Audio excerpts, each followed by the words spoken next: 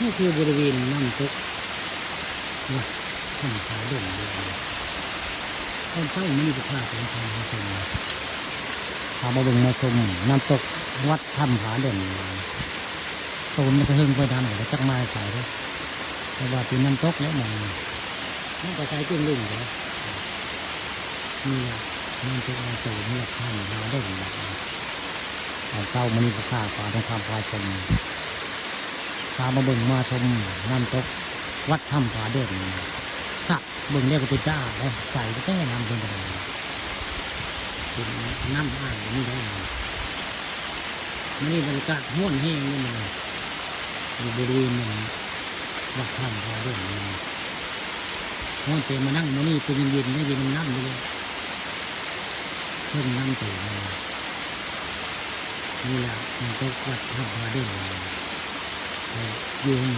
ตำบลใดเป็นภาคการทำได้เป็นเมืองบุญนำตกวัดถ้ำผาเด่นตรงนี้แล้วภาคเขาเป็นว่า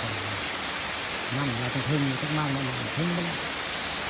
นั่งตรงนี้พึ่งแล้วออกตรงนี้เราไปจักตัวว่าอยู่ตรงนั้นเราโอนแห้งได้มา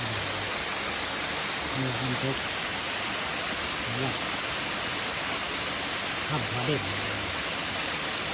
เป็นภาคการทำได้เรื่องจริงพร้อมจอเรื่องนั้นต้องตื่นนั่นหลักทางขาเด่นวันนี้ผู้ข่าที่พาไปดึง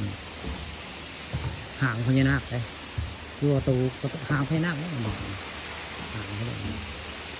มีนักอย่างที่ยังไงนั่นเธอมันจะเป็นยังมันเหลวมันบุรุษอยู่แล้วแต่นี่เป็นประตูพญานาคแล้วห่างแค่นี้อันนี้จะหัวอยู่ไปหัวพวกหัวถึงจะเป็นขึ้นมาเลยนี่จะรูปแกะสลักผู้สร้างผู้พุ่มเป็นรูปโนนเด็กนี่ก็มีนะนี่จะพุ่มยั้งอันนี้บึงผู้ป่าวันนึงบึงอย่างนี่คือพญานาคใหญ่แล้วประตูจึงพึ่ง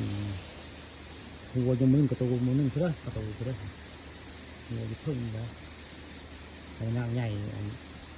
ดูวัดท่านพระเด่นดูปันสวยงามบึงอย่างนี้ครับนี่ก็เป็นน้ำโต๊ะนี่ตอนเช้าสายได้มันมีผู้ค่ามาทำมาเชิญฝ่ายมาสร้างฝ่ายมาตอนเช้าฝ่ายแล้วนี่เราก็ไปรูปปั้นเพลงร่างใหญ่ดูวัดถ้ำผาเด่นในเดือนชื่อลึกหน้าจึงขามเลยนะนี่เป็นนักใหญ่เราจะจับผู้ค่าไปทำความประชุมเอามาให้ดึง